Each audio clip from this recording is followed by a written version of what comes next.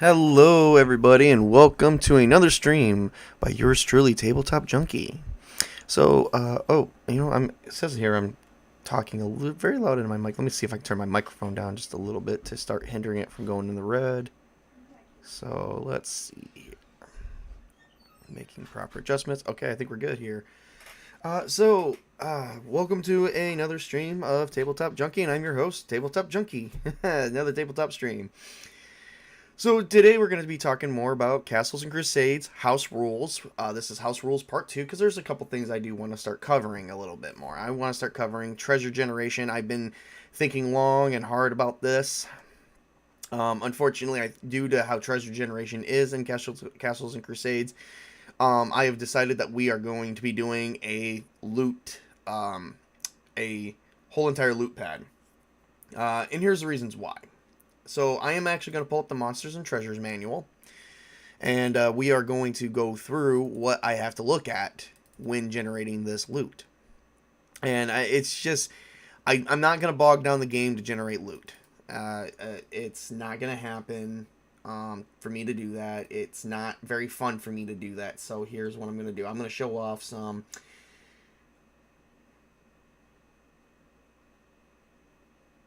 Oh, that's fine. That's fine. I shouldn't be on in about an hour. I'm actually a bit under the weather today. I'm actually not doing so well. I had an incident that forced me in the rain last night. It was raining where I lived at, and I was in the rain and the ice and cold. Because it's winter in my season, or it's winter where I live at. So, yep, I'm actually a bit under the weather. So, but I'm trying to get up. Hello, Windology. I don't think you and I have ever had the pleasure of actually meeting. I do apologize for that, but I appreciate you stopping in. Anyway, we're going to be talking about, I've been thinking long and hard. This is just something I've been really, really paying close attention to. It's been something that's come up several times in my playtests that I've been doing. I'm actually doing another playtest this weekend.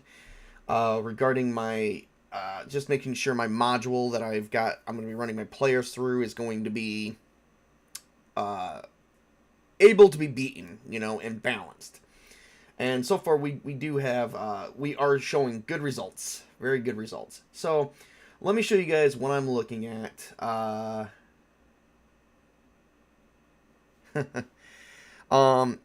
Let me show you guys what I'm looking at when I have to generate treasure when you guys beat. This is how treasure works. Now, I could generate treasure beforehand, but I don't want to be handing out the same treasure over and over again if I don't have to. There will be a lot of times I will be showing or handing out the same treasure. Either, you will get doubles of it, but I don't want to be messing around with that if I don't have to. Because it's not very fun if you have to do that. It really isn't. And you're like, oh, well, we already got one of these. What's the point? Blah, blah, blah, blah, blah. Don't really blame me. So here's what we're doing. Let me open up my screen share. And here we go. So this is the whenever I have to hand out treasure, I have to hand out the treasure. It's called treasure type. I've been calling it treasure level. So treasure type. Here's the chart I actually have to look at. It only goes up to treasure 18. So even some of the most high valuable characters only hand out so much treasure. So treasure 18 is the biggest. So this helps me generate how much I have to do. But the issue, so percentage to have 50% coins of value in gold pieces. It's going to be 2d4 times 10, which means, now see, this is how this chart works. That's 50% of all enemies you've slain, and of all enemies that carry treasure on them. Unless it says the word nil, and I will show you an example of nil. Unless it says treasure type nil, I don't even think it has it right here. Let me go up to a monster that says nil. And here's some other treasure I gotta look at too. Sentient weapons, magic stuff. So, let's see here. Nil. Where's a perfect one of nil? That's treasure type 1.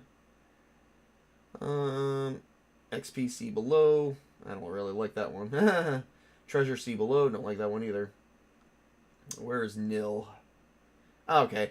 Nil is an NIL, which means there's no treasure. That monster has no treasure for you guys to even go on, so I can't even count it as part of the treasure. So basically, we're going to be grouping treasure together, and here's the reason why. So I have to count for 50% of all your enemies. Instead of doing that little by little by little in certain groups, I'd rather just do it all together. And then you also have 10% of number of gems, and that's for the full group, 10% of extraordinary items, and 5% of the magic items. Now, I do these percentages, and I round up. So, if you scroll down, now, here's the charts I have to deal with. Table 2.0, gems. Table 3.0, extraordinary items. Review 3.1, 3.2, 3.3, 3.4, and 3.5. It gets worse. It gets worse. So we got all that. And then we also got 3.6.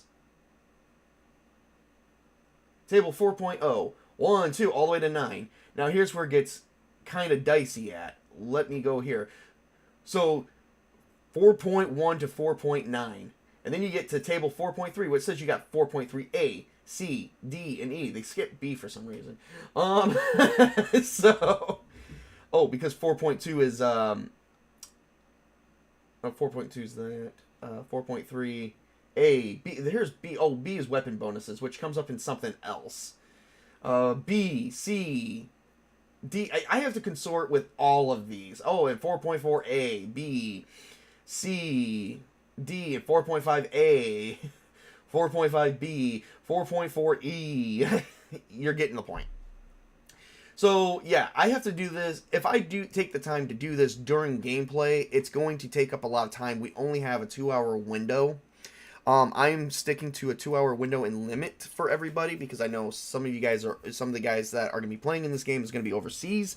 Some of them are going to be in the same time zone as me, but I have to, as a GM, and this is a firm rule that I follow as a GM. Here's another house rule that I follow. As a GM, I have to respect everybody's time. I have to respect everyone's time zone. So we could waste I could generate that treasure in probably 20 minutes, but that's 20 minutes that we could be role-playing. That's 20 minutes that we could be having fun. I can just generate that after the fact, and then we can do the accounting of that either before the session or within the first 20 minutes of the next session. It won't be that long, because part of dividing up the loot is part of the accounting process. Part of role-playing dividing up the loot is part of that.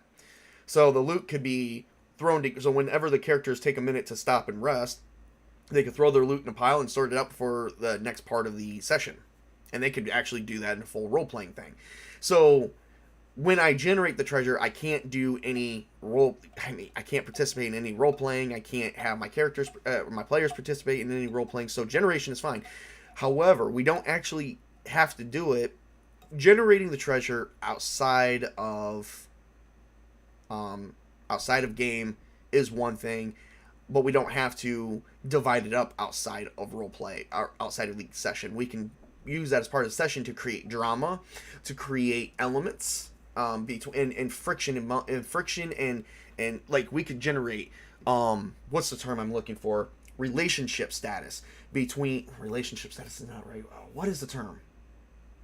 Oh man, we can generate bonds between the players and the character.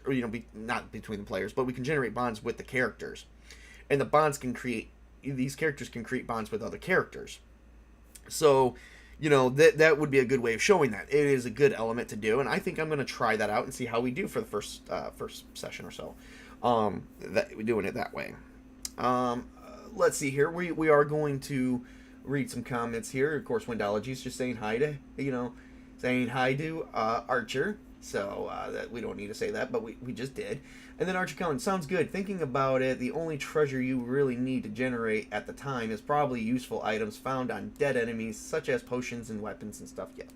Yeah. And I'm still gonna, in Archer, Archer Cullen, I'm gonna bring that into a little bit more light. If I have to generate, if the group needs a few potions of Cure Light Wounds, just to keep the adventure going, to keep you guys from keep you guys to having fun and not have to rest every few steps or whatever, I'm gonna do that. I'm gonna just give it to you, and then we will count it towards that. That there's gonna be a lot of note taking that I'm gonna have to do as the GM when I'm doing this. But that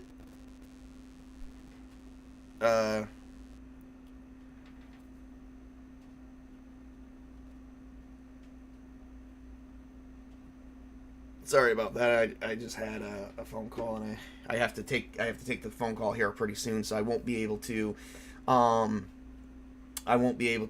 keep going much more. But I just really wanted to talk about treasure a little bit, and then tell you guys that I am still playing around with a lot of ideas to keep the adventure going, moving forward, going and moving forward, so that way we don't have any slack or anything like that.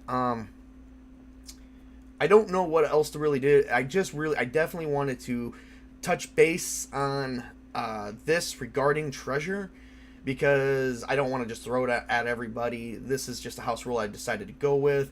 I'm definitely, and now there is a talk about deities. We are going to talk about that at a much later time, because I'm still working on boons and stuff. You in Castles and Crusades, you do, if I allow it as a castle keeper, you do get boons. You know. They are only at certain levels, and I'm still working on developing those for my deities as well, for those who are completely devoted to their god. So, yeah, we're going to dive into this. So, I mean, that was one question that was asked. I don't know if there was any others. I can't really go through it right now. I don't know if there's anything else I want to touch base on. You guys do have full capable reign of reading through my world. I am going to be working on expanding more on religious and political backgrounds in each region that you do visit. Now, in the first part of the campaign, this is a game that is going to be a reoccurring game, regardless who is the players and not. Okay? If I have to find more players to keep the story moving, I'm going to, but I'm telling a story about a world. That's my part. You guys are putting your characters in that world and telling the story from their point of view. I will be having more characters. I think this is going to be my go-to game. I have fallen in love with Castles and Crusades, so nobody has to worry about that. So, all right. Let's see. I don't know if I covered. No, I did cover the battle system. How I'm going to do that too in the last video. And if I didn't, please someone tell me. Leave that, please, in a comment on one of my videos. Or get it a hold of me on my Discord if you have that, or even my Twitter page saying, hey, you didn't cover this, we have questions on this. Because that is something I definitely would like to actually cover as well. There will be tailoring options for you to tailor certain armors and arms to you, such as if you get a dwarven chainmail, elven chainmail, stuff like that. So, yeah. Anyway, I think that's, so I mentioned the tailoring options, got that. Weapon repair might be a thing. I'm probably not going to upplay that too much, because there is going to be time that passing. I will be keeping track of time. I will be keeping track of in-game hours and days and stuff as well. So I will be keeping track on the calendar, and basically telling you how things go from point to point. So, I think that's everything I had to cover for today. So, anyway, that's everything I did. I think that's everything I have to cover. Only 15 to 30 minutes, which is about what the last video should have been, but that ended up getting drug on. Anyway, alright, so moving on from there, I am going to try and do probably another stream here in a little bit. I don't know. Maybe sometime tonight, just to help me relax a bit before bed. Before I have to, because like I said, I'm a bit under the weather, but I'm trying to be active, and, and hope that I can get better. Alright, well, I've got nothing else to say at this time. Archer, Windology, thank you for showing up. Repairing armor, etc. Does CNC have rules for NPC assistance? Yes, there is hirelings. There is totally that. Right now I have to take an important phone call, and I don't want to put this stream on hold, so I'm going to end the stream, and that is something I may cover with you, but that's simple. That goes no different than, here, let me cover that real quick. When it comes to NPC hirelings, there is a section on that, but I don't think we have to worry about that unless you guys get money to do it, because it is expensive. Some people are like, some of the hirelings for the low, because their level, your hireling level, I don't think can exceed the party level, but it also depends. I mean, Actually, I could be wrong about that because the level of the NPC assistance is also based on how much gold you're willing to spend. So, yeah, you could have probably an NPC that's stronger than you guys, which I will allow that. I will allow that. So, anyway, thank you so much. I will try and feel better. I hope everyone has a great, wonderful day. Wendology, thank you for stopping by. Archer, thank you for coming in. I remember the Might and Magic RPG computer games have hirelings. Yes, and so does Castles and Crusades.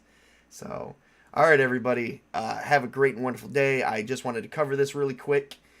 So that way there is no further questions, and that way I don't throw my players into a heaping mess. So I do have to get going. You guys have a great and wonderful day.